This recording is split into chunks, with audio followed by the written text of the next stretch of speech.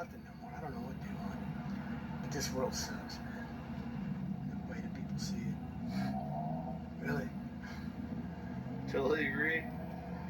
So, I mean, but I'm just trying to make the world a more better place, man, a more beautiful place. And if music and art can do it, and somebody appreciates it, that's all that matters. If I can make a difference in one person's life, that's all that matters. 10 years ago, y'all, that was me. Now check this out. Look at this. This is something, isn't it? 10 years ago, y'all. Happy birthday. Look, if I just look at the top part. There was so many of them that were me the other day. It was crazy. And then the shorts, they're all over the internet, y'all. The other day I looked at it. There's the first 13 movies where homeless man spit some truth. And I want to turn this around.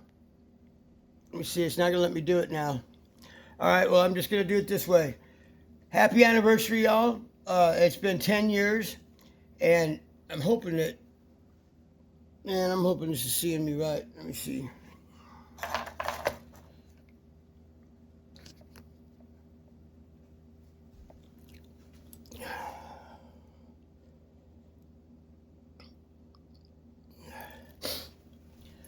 All right, well, I'm hoping this is looking good.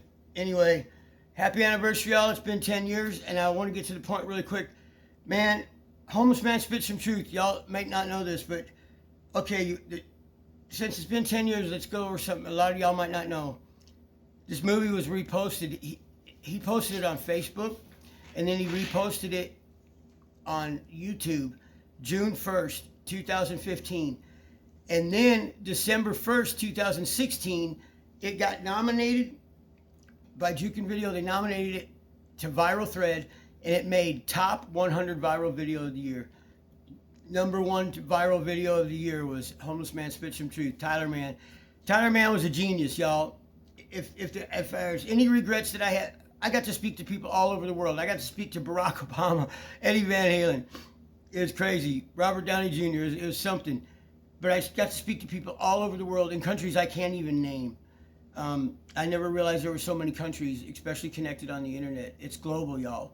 This is a global thing. And it was wonderful. I got to see it climb from several hundred to 21 million by my birthday, December 11th. A lot of y'all only know what it shows on YouTube. It says he's got 21 million views.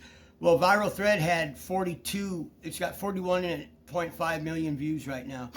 And I got to see it climb from several hundred to 21 million by December 11th. It was phenomenal. That's almost 2 million a day. That's 23 views per second, y'all. So for the month of December, it was averaging 23 views per second. That's no lie. It was phenomenal. It was just amazing. And the person in the video that said "fuck society," that was me. And that was 10 years ago, and I no longer feel that way. The number one thing is I'm not homeless anymore. I'm no longer the homeless man. So that's a good thing. A couple of years ago, the VA came and found me and said that I qualify for permanent housing since I'm a vet. So that was exciting. So since 2023, I have not been homeless. And I went for a ride, y'all. We can go over it. A lot of y'all don't know this, but he filmed part 2. Okay, there's a lot wrapped up in this. Everybody knows about the GoFundMe account and the money that was raised. He raised $7,500. His goal was $5,000, so he ended up giving me $4,500, y'all. He kept the rest, or whatever he didn't get from GoFundMe. You know, he kept the rest. He charged that day in the next video where he took me out shopping. He took all that out of the GoFundMe money. And he tried spending like $1,000, and I spent $500 back. And what he didn't tell you is that was Father's Day weekend. That was Father's Day weekend, and I asked him for $1,000 to give to my father. I wanted to give my father a gift of $1,000, and that would have meant the world to him. My dad didn't need it. My dad had more money than he knew what to do with, but it would have been the point, you know. I wanted to do that for my dad, and He wouldn't let me. So then he comes and picks me up and takes me shopping. I wanted to go. See, he interviewed me Father's Day weekend. He hired a film crew, charged $600 for a film crew, took us out to eat at Cherry Creek Catfish. And if you're ever in Austin, go. Cherry Creek Catfish. Cherry Creek Catfish is the best place to eat in Austin. One of the best places. Anyway, that was $200. And then he took me out shopping, you know, and all that came out of the GoFundMe money before he gave it to me, before he handed it over to me. And he handed me over $4,500. And y'all probably want to know what happened to the money. And there's a lot of speculation going around, so I'm going to get into that. He gave me $4,500. I blew $1,500. I got robbed for $1,500, and I gave $1,500 to a charity, a woman that I know. She went out and bought formula and diapers and stuff. And the people say not to talk about it, so I'm not. But you gave me the money, so you have a right to know what happened to it. I gave it to a woman who, I said, look, man, I blew $1,500. I got robbed for $1,500. I want something good to come of the last $1,500. And I gave it to a sweet friend of mine. And she went out, and when I saw how much $1,500 bought of diapers and formula and all that, she bought stuff like that for women that were downtown that were mothers and didn't get that stuff, because you don't get that kind of stuff at pantries. So for formula and diapers and things like that for a newborn and a young child, they have to come up with that or be gifted. And man, when I saw how much $1,500 bought, I cried. I knew something good came of it. And so y'all help, y'all's donations helped a lot of young women care for their children for a good while. So it wasn't all a waste, and I enjoyed what I spent of it.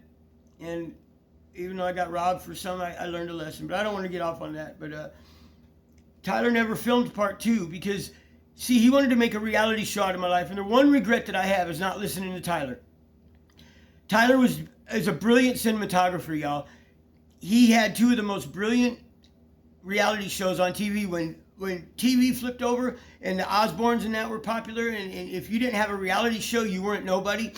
Tyler Mann had 2 of the biggest primetime reality shows. I mean, say primetime, for those who don't know what primetime was, it was like from 6 o'clock until 10 o'clock. You know, people just getting off work, watching TV and everything. And if you had a show during primetime, you were something, okay? Well, there were some reality shows that Tyler Mann had that were on primetime, and I still remember them. The Shipping Channel Wars and the Yukon Rocky Mountains, 2 of the biggest fucking reality shows ever. Well, he wanted to make a reality show out of my life. And it's ironic because he wanted me to go down to the Arch, that's the Austin Rehabilitation Center for the Homeless, ARCH, it's an acronym. He wanted me to go down to the Arch and get a case manager, and he thought if I got a case manager, she would manage my money. He's like, yeah, I found out they didn't do that. No, they don't do that. But he wanted me to get a case manager, get into a housing program, get clean, and do all this stuff and get an apartment and get back into society. And 10 years ago, I didn't want that.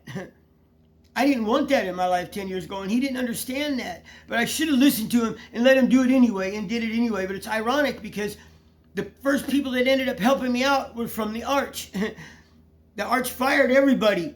The Arch fired everybody because they were embezzling money from the city and everything, and they fired everybody, and they kept a few people. Well, my first counselor, he got fired for embezzling money, and they left me in debt with this rental place. But praise God, even though I lost everything in a fire, I lost everything in a house fire. Right when I signed a new lease over here, and I moved over, my apartment caught on fire, and I was responsible because it was in my apartment, and it started in the middle of the night. I thank God me and Chubbs got out. Me and Chubbs lived, but we lost everything, even my wallet, my ID, everything gone. And so when we started over here, we got a new apartment. It's messy right now, but this is our home, and I'm no longer homeless. And it's been a long journey, y'all. Tyler was right. I was involved in a lot of things then that I'm not involved with now. My addiction got to the point where I was doing a gram of speed a day. I was doing 2 half-gram shots. I was shooting methamphetamine. And I was drinking 12 25-ounce Bud Ices a day. That's a lot. That's more than a case of beer. I was drinking that a day. And in August of 2016, a friend of mine whose daughter had become like a daughter to me, she was starting to date boys, and she was having unprotected sex, and her mom asked me to talk to her about birth control, and I'm like, isn't that your job? She's like, well, she trusts you, she loves you, she listens to you. She listens to her mom too, but she just wanted me to be involved, I guess. So I went and asked this young woman if she would get on birth control, and she said, what do you care? You do a gram, you're doing speed all day and drinking alcohol all day. Don't you think I'd want you sober? How many times I've wanted you sober? And I was like, I didn't know that. And she's like, yeah, I love you so much when you're not high, but once you get jacked up for the day, you change. I'm like, I didn't realize that I was that bad. She goes, yeah, I don't even like you after you've been drinking, doing speed all day. The next day, y'all, I went to treatment. September 24th, 2016, I checked myself into treatment at the Salvation Army.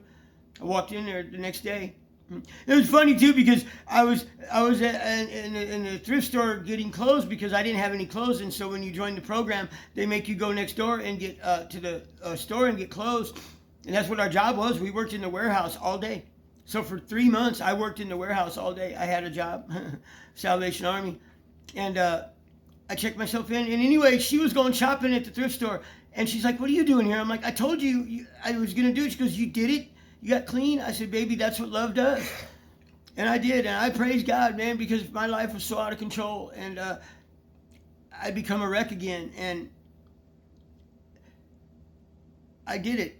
I walked into treatment September 24, 2016, and I left right after Thanksgiving, just 90 days later.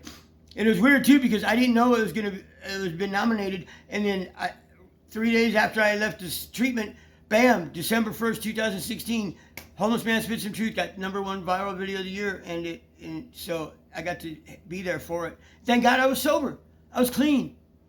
And I've never returned to that lifestyle again, thank God, to that little lady. I mean, I've rolled a bowl of speed every now and then. I don't buy it. I don't do it. I smoke marijuana. 420, baby. Matter of fact, and that's all I do. I can even drink. I don't go to meetings or nothing. I was going to meetings for a while, but not now, not since then. And I thank God for her, the young lady's the love of my life. I mean, I don't mean like that. She's married now. She's got 2 children. But this was back in 2016. And she did it too. She went out and got on birth control, and I stayed clean.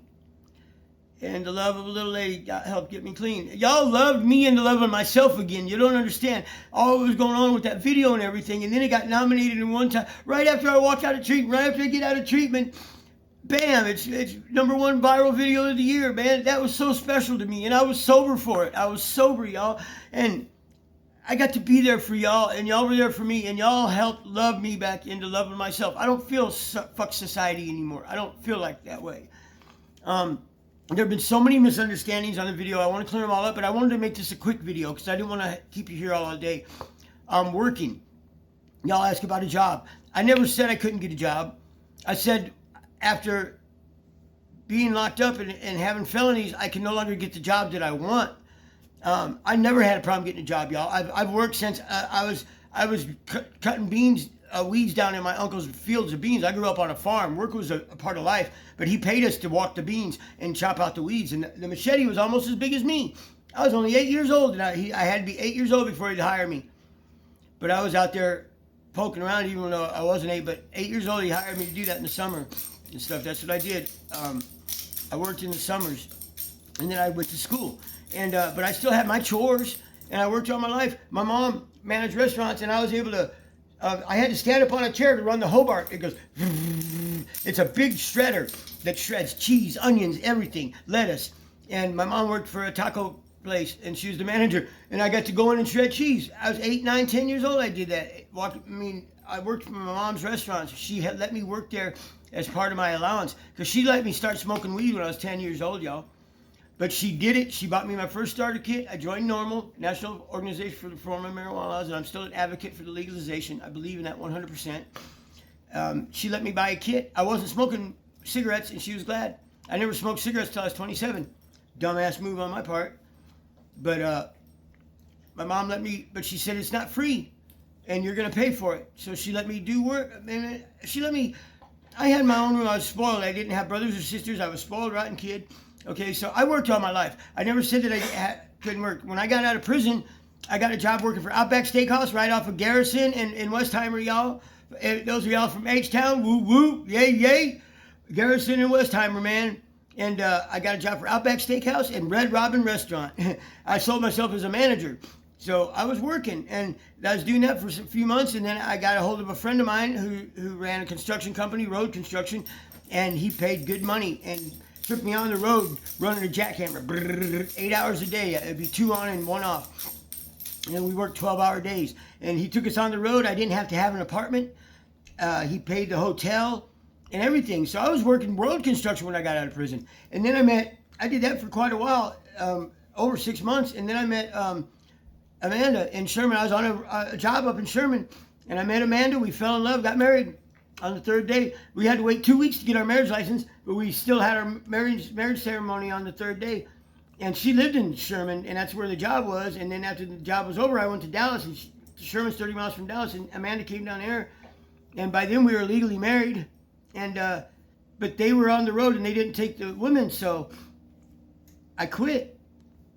I just had a dream to quit, and my wife and we both wanted to be street ministers. That's when we met and fell in love. We both agreed on, see, I spent 12 years locked up, y'all. I said that. From 1991 to 2011, I was locked up in a cage. That's my dog, he's over there. He's over there shaking his head, getting up. I was locked up in a cage, y'all. No, I wasn't locked up in a cage from 91 to 2011, but from 91 to 2011, I spent 12 of those years locked up in a cage. And it wasn't first charge. I got my first charge in 91. I got probation. It was a theft charge. A girl owed me money for a guitar. I took the guitar and pawned it like a dumbass. And I gave her the pawn ticket and said, when you get the money you owe me, go get your guitar. Well, she saw an opportunity to clean out her safe. She's a crook. She frauded the insurance company. Said I ripped her off $17,000 worth of jewelry. Didn't happen. But I did the guitar, so I had to sign for that, and I got 5 years probation. And I screwed up my probation so many times with dirty UAs, I ended up going to prison in 93. Yep, that's true story, man. I screwed up with dirty UAs. I couldn't quit smoking pot and doing speed. And, yeah, it was a problem. And then I got out and moved from Iowa to Texas, and that was when me and my first wife split up. And I got down to Texas in 97. And in 98, I caught another charge in Texas, robbery and possession of meth. I had 2 grams of speed on me, and I was shoplifting at a JCPenney, and I tried to run, and they tackled me, and I fought back. So that becomes robbery. And I got what I deserved. I was shoplifting. I used to boost. It was a bad thing. And I didn't learn my lesson because I got probation. And I screwed up the probation to the point that they sent me to the penitentiary. I was out of state on out of state probation, and I left the state without permission and got in trouble out of state and ended up getting my probation revoked and went to prison. And then I got out of prison, and then I went back to prison. They got me revoked. I was dating a girl that was a nurse's aide, and one of her patients was named Mary. Mary's a beautiful woman, man. Woman of God. Well, when Mary passed away, we were cleaning out her apartment, and they were going to throw away her meds, and it's hydrocodone and Oxycontin. And at the time, and I didn't do that stuff. I mean, I was a speed freak. That's what I did. I wasn't interested in opiates. And I threw them in my backpack, and I said my mom could use those because she was going through chemotherapy. And it's a stupid thing, too.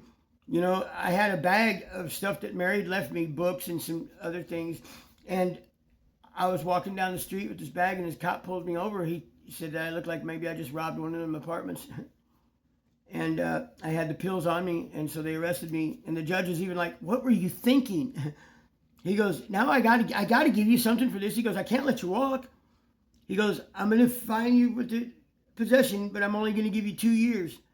He said, "And you owe 2.5 on parole, so you'll go back, and the time you have on parole, I'll run it concurrent. It'll eat it up, and then you'll be off, and you can have your life back." So he didn't tax me for that because he knew that I didn't do those pills. He knew my mom was going through chemotherapy. He knew she had cancer. He knew I was telling the truth. But, that doesn't make it. I went to prison, and then I got out. So I spent 12 years locked up in a cage. And the time that I did, I studied theology, all religion, is true, because I met a guy in Houston named Dr. David Pendergrass. He was an associate pastor at a church me and my wife went to. So me and my wife stuck to that. We became youth ministers at the Dallas Life Foundation. That's what I was pursuing, that, because I had been a minister of music for a while now. I'd studied theology, and when I got out, one of my friends, Dr. David Pendergrass, he said he got his degree. He has a PhD in historical theology, and he said that I could have a conversation. I could be sitting in a room of his peers that he went to school with and have an intelligent conversation with all of them, and they'd have no idea that I got my education in the penitentiary.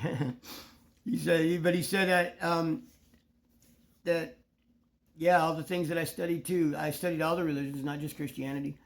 Studied Islam, the Quran, the Bhagavad Gita, Hindu scriptures, and the Hindu religion, as much as I could. Anyway, I studied religion, and I've become a minister of music. I play guitar and write worship songs, and that's what I do. So me and Amanda both wanted to be homeless ministers to the homeless, and I'd never really been homeless before. Matter of fact, when we had to get rid of all of our stuff to go to Minnesota, I was youth ministers at the Dallas Life Foundation, and my wife called me and said, if you want to be a father to your son, you'll come up here and get a place and be here for him, because I'm going to kick him out. And this was up in Minnesota. So I did. I called a friend. I got a job with a construction company, moved halfway across the United States to be there for my son, left the Dallas Life Foundation. It's all before I come to Austin, and moved up to Minnesota to be there for my son. But then he realized to move in with me, he'd have to leave his senior class, and I didn't want him to do that, and he didn't want to do that, but then he didn't want nothing to do with me either. He said, okay, change my mind, Dad. I don't want you in my life. I'm not ready for you yet. And that hurt. So me and Amanda didn't know what to do. She'd given me 3 years. She said she would be with me 3 years if I pursued my dream, which was to do something with my music or something, make a difference in somebody's life somehow. And that's what my dream was. When Amanda, I'd gotten a job at Tyson Foods. I was going to be a father to Brianna and a husband to her. And she found all my songs and everything thrown away. I'd given up on that. I decided I was going to be a father. So I threw away my songs and manuscripts. I didn't want to be distracted. And she dug them out of the trash. And she goes, these are beautiful. You wrote this stuff. You got to do something with it. No wonder you're miserable. She goes, I thought you were miserable with me and Brianna. I'm like, no, I love you. I love you both. And she goes, but you're miserable because you're not doing what you meant to be doing. You meant to be creating and writing and being an artist and a musician, not a Tyson man. You're an artist and a musician, honey. You got to be that. So she says, I give you 3 years. I'll eat out of garbage cans. I'll sleep in alleys with you. I'll do whatever if you pursue it. So we became homeless for the first time. And I was like, what are we going to do with all our stuff? She goes, let's put it out where those homeless people are. See, back then there's those homeless people, but now we're really homeless. And because of her, I pursued my dream. Because of her, I was there that night Tyler Mann wanted to talk. I was out there playing guitar. Because of her, because of Amanda, I didn't give up on making a difference in the world. Because of her, I didn't give up my music. We're still married. We're legally married still. We never got divorced. We just split up after 3 years. She said, you go be Obadiah, and I'll go be my mommy. She had a 6-year-old girl at the time. Brianna was 3 when we met and got married, and we were married for 3 years together, and we split up after 3 years for her to go home and be a mom, and me to go be Obadiah. And Obadiah means musical worshipers of God in the temple. That's what the Obadiahs were. I didn't know that. When I kept thinking I was having a dream that I would be having a baby named Obadiah. And long story short, I'd gotten a gift I'd lost the ability to play guitar, and then I got it back. And when I got it back, I was having those dreams, and my mentor said, I think God has called you. I think you're Obadiah. You're reborn. And Obadiah, he says, do you know what it means? And I'm like, well, yeah, Obadiah was, and he says, I didn't say who he was. There was 2 Obadiahs. He said, but do you know what it means? Obadiah, every Hebrew name has a meaning. So I looked it up, and it meant musical worshipers of Yahweh in the temple. He says, I think you've been called, Obadiah. He's changed your name. He's called you back. And he did. He gave me my gift to playback because I had lost it. I was on the worship team in a faith-based penitentiary. I did my last 2 years in a faith-based unit. And I was on the worship team the whole time except for the few months that I quit and walked away because I felt like God put me to the test, and he did. I was obedient. I walked away, and he gave me my gift back. It's a long story, man. I'll get into it more, but I could go on, y'all. So I never said that I couldn't get a job. I just said I couldn't get the ones I wanted. I wanted to be a nurse, an RN. I didn't want to go back to construction. I couldn't handle it no more. But I can't be an RN because I got a drug felony. And security, what I learned in the military, how I learned to be. I mean, it was right. I could still shoot I could shoot a smiley face in a target 50 yards away with a pistol, and I even make a cigarette in it, so you know it's real. I learned some skills in the military, and I wanted to be in security in that, but I can't because of my felony. I can't even have a firearm anymore. So I just said I couldn't get the jobs that I wanted. You know, I never said I couldn't get a job because I was a felon. And for those of you that don't think I can vote, you don't know what you're talking about, okay? In the state of Texas, that's where I did my time, and it's a hard time down here, but it's not that hard. When you parole your sentence, you get a letter back from the government with a application for a voter's registration card. And they said, congratulations, you are now a citizen again. You can now vote. Welcome back to society. Yep. So, I can vote. And yeah, I voted for Trump. And I would again, Elon Musk. But I think we should absorb Mexico and Canada and just be one happy family. Screw the border. Just absorb them all the way down to the Panama Canal. Fuck it. You know, and Canada, everybody, let's just be one big happy family, you know? We protect them anyway. Might as well just absorb it instead of it being and legalizing drugs and marijuana. I mean, the cartels wouldn't have any power if there was no market for it. If people could go to the doctor and get what they wanted, why not? I mean, before the Harrison Act in 1915, it was legal. You could go to an opium den. You could go to the pharmacy and get whatever you wanted. It shouldn't be any different now. I mean, there would be less overdoses if people knew where they were doing and getting it and were being taught safely about it instead of all the hush-hush. You know, and until the criminal element got put with it, drug addiction was not a criminal mindset. It's like alcoholism, you know. He's given to laudanum. He's given to whatever. You know, I'm not advocating addiction, but I am advocating legalization and decriminalization. I mean, the countries that get it, the industries boomed. If they would legalize hemp, just the hemp production alone, the industries, it would just boom. It's crazy not to. But I don't want to get off on that either. That's my opinion. But now y'all wonder what I did to get my charges. Okay, so I got 2 felony charges and I did my time. It wasn't over just one little thing. I screwed up. So anyway, I should clear up some stuff, you know. And I'm sorry that I've taken up so much of your time. I really wanted it to be quick. So now I'm doing other things. I got guitar lessons online that I'm putting on. So, you know, I'm trying to do something different with my life, but I wanted to get this video out there. Happy anniversary, y'all. I never thought it blew my mind. 62 million views worldwide, y'all. On dozens of websites, dozens of places. It's phenomenal, y'all. Never would have expected it. Tyler, man, you're a genius. And no, I never got any of the any royalties from advertising like he promised. He said he'd give me half of everything. He lied. But you know what? That's the way life is, man. I'm not worried about it. You know, it's all good. But each and every one of you, God love you. I love you. God bless you. And thank you for just being there and watching the video. It sparked some of the most interesting conversations I've ever heard of in my life. And for anybody that I did not get back to or respond to, please forgive me. It was nothing personal, man. I just got overwhelmed by it all. You know, so many. I couldn't keep up. I couldn't keep up, y'all. I'm not an AI.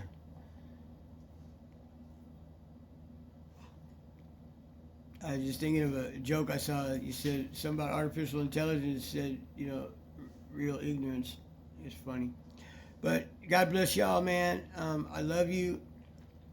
Let's see what happens the next 10 years. It's still going strong, y'all. It's still getting anywhere from 7 to 12 views and comments a day. Still on Tyler Mann's, just on Tyler Mann's. I don't know about Viral Thread. It's still on there too, and it's still climbing too. It's went 1.5 million since I got notice of it. Because it was 40 million. Now it's 41 and a half. So it's went up 1.5 million views. That's crazy, man. 10 years later. 10 years later, y'all. That's got to be some kind of record. I don't think anybody's ever done that. But anyway, God bless each and every one of y'all.